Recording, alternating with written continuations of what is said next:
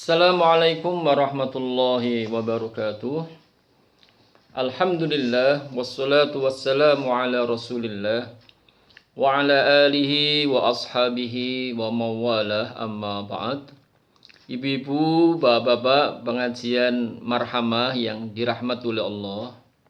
Kita lanjutkan pengajian kita surat Al-Anbiya ayat ke-46 ya. Terakhir kita membahas perihal Nabi kita Muhammad sallallahu alaihi wasallam yang diperintahkan oleh Allah untuk memberi peringatan pada kita semua dengan wahyu.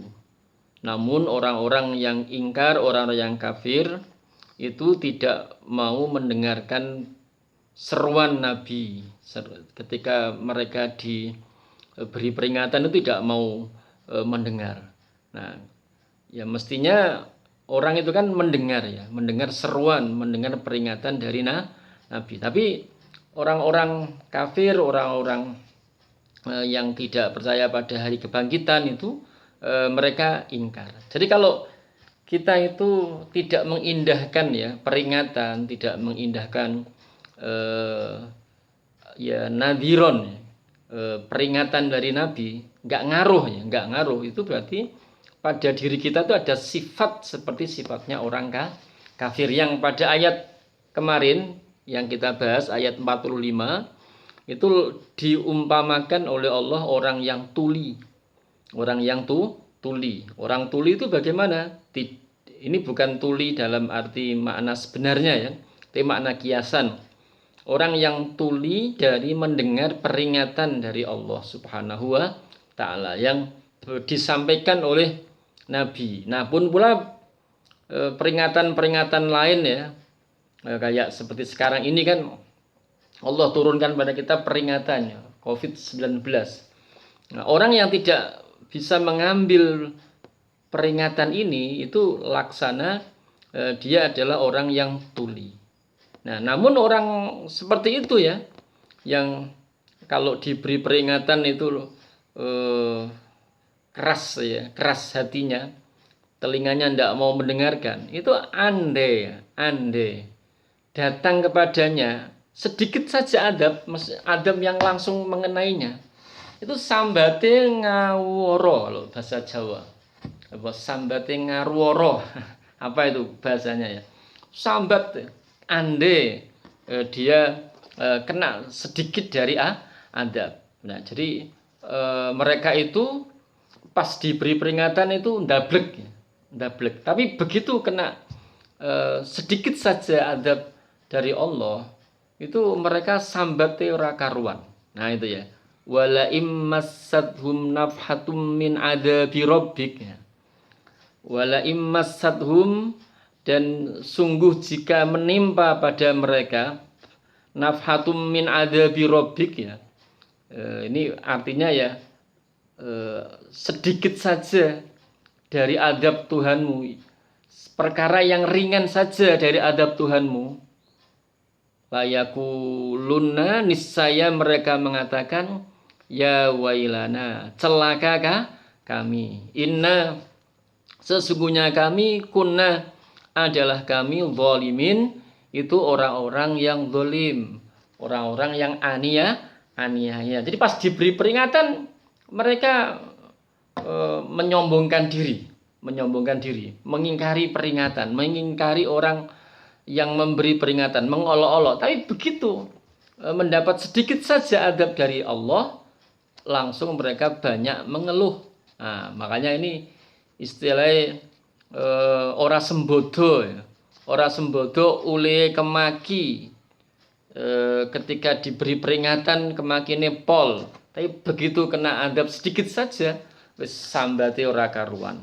Nah, jadi ini adalah sifat dari orang-orang yang ingkar pada ayat-ayat Allah itu seperti itu. Nah, ibu-ibu, bapak yang dirahmati oleh Allah Subhanahu wa Ta'ala, itu ayat ke-46 ya. Jadi kaitannya dengan ayat sebelumnya itu seperti yang baru saja kami sampaikan, di wala immassadhum, dan jika menimpa mereka nafhatum min adabi rabbik ya. Nafhatun ya tafsirannya khafifatun ya, eh, se apa sedikit saja atau perkara yang ringan saja dari adab Tuhanmu, layakulunna niscaya mereka berkata ya wailana, alangkah celakanya kah kami, inna kunna dzalimin, inna sesungguhnya kami, kunna adalah kami, dzalimin itu orang-orang yang zalim. Jadi tidak orang sembodo lah ya. Kalau dalam bahasa Jawa, orang sembodo, orangnya tuh enggak sembodo. Baik, itu ayat ke 46. Kemudian ayat ke-47. Wa nadha'u, dan kami meletakkan, kami Allah ya meletakkan al-mawazina timbangan, al-qista yang adil, liyaumil qiyamah di hari kiamat. Fala tudlamu, maka tiada dizolimi ya nafsun seseorang syai'an sedikit pun. Artinya Allah menghisab amal manusia itu seadil-adilnya. Tidak ada satupun yang dizolimi. Wa in kana mithqala habbatin min khardalin ataina biha. Wa in kana, dan jika adalah dia amal itu ya, amal kebaikan tuh misalnya ya, mithqala habbatin itu hanya seberat biji dari sawi, atai nabi ya, niscaya kami Allah akan mendatangkan.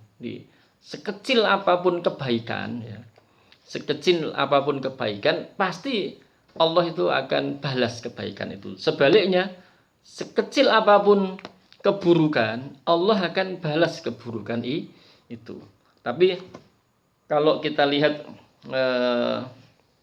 riwayat yang dikemukakan Ibnu Katsir dalam menafsirkan ayat ke-47 itu, sekecil apapun kebaikan Allah akan mendatangkan, atau sekecil apapun sesuatu kebaikan yang dianggap kecil tapi di Allah besar. Nah, itu nanti riwayat Ibnu Katsir menampilkan itu. Nanti kita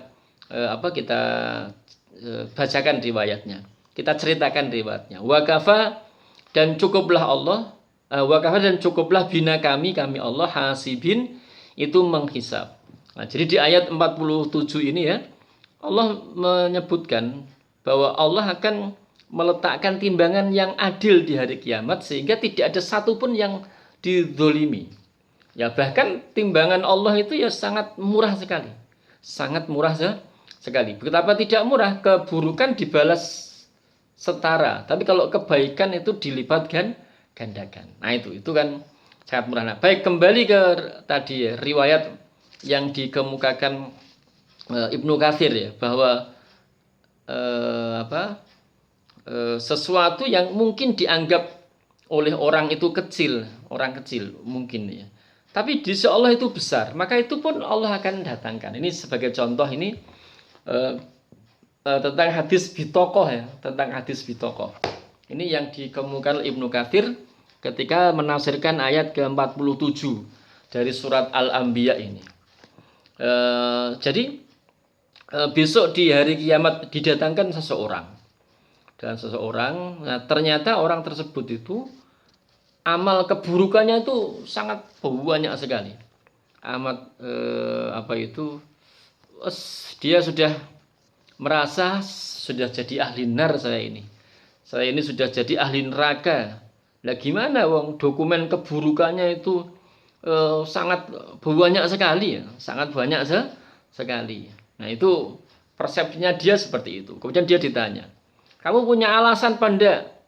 Punya alasan apa enggak? Maksudnya punya sesuatu ya alasan untuk ngeles kok amalmu buruk banyak ini, kamu punya argumen apa enggak? Dia sudah pasrah, tidak punya argumen. Atau ada kebaikan, nah, dia putus asa, enggak punya kebaikan sama sekali. Enggak punya kebaikan sama sekali gitu ya. Nah, akhirnya ketika dia putus asa itu turun ya satu bitokoh. Bitokoh itu ya kartu. Nah, ternyata itu adalah kartu yang menunjukkan amal dia, yaitu amalan la ilaha illallah Muhammadur Rasulullah. Itu kartu yang berisi kalimat tauhid yang menunjukkan dia tuh punya kalimat tauhid. Yang bagi dia kan tidak disangka olehnya waktu ditunjukkan kepadanya keburukannya banyak sekali, kan dia sudah pasrah. Wah, saya jadi ahlun nar ini. Jadi ahli neraka. Maka ketika ditanya punya alasan enggak, apa punya kebaikan juga tidak, wis pasrah. Nah, ketika itu turun kartu tadi itu. Nah, kamu masih punya kebaikan. Apa kebaikan? Nah, kebaikanmu tuh, kebaikannya itu ternyata ya kartu itu, tulisan la ilaha illallah Muhammadur Rasulullah ditimbang. Nah, ternyata timbangan dari kartunya tersebut ya. Timbangan dari kartunya tersebut itu ternyata mengalahkan keburukan-keburukan yang dilakukan. Nah, makanya kita ini jangan menyepelekan kebaikan sedikit apapun, itu jangan kita sepelekan. Makanya Allah sebutkan di sini, kami meletakkan timbangan dengan adil di hari kiamat. Tidaklah seseorang itu didolimi sedikit pun. Jika kebaikan itu hanya sebesar biji sawi, niscaya kami akan datangkan. Jadi ini tafsirannya wa ingkarat mithqala habbah, jika adalah dia itu sebesar biji sawi min khardal, itu ternyata yang sebesar biji sawi itu adalah kebaikan, niscaya kami akan datangkan. Makanya tadi kami sampaikan, janganlah kita itu menyepelekan kebaikan meski hanya sedikit. Makanya ada hadis-hadis ya, misalkan dua kalimat yang ringan di lisan, berat di timbangan. Nah, itu kan kita dengan hadis-hadis semacam itu kita jangan sampai menyepelekan kebaikan. Ada juga istilahnya kebaikan seorang pelacur ya, yang memberi minum anjing yang kehausan, itu juga ternyata menjadikan si pelacur itu selamat dari azab api neraka. Nah, makanya itu jangan menyepelekan kebaikan sekecil apapun itu. Makanya sepanjang kita masih punya waktu, kesempatan untuk berbuat baik, ya kerjakan, ialah lakukan. Nah, jika kebaikan itu adalah seberat biji sawi, niscaya Allah akan mendatangkannya. Jadi kita jangan menyepelekan kebaikan, dan tidak layak kita menyepelekan kebaikan orang. Meskipun kebaikannya itu sedikit sekali, menurut kita itu tidak layak.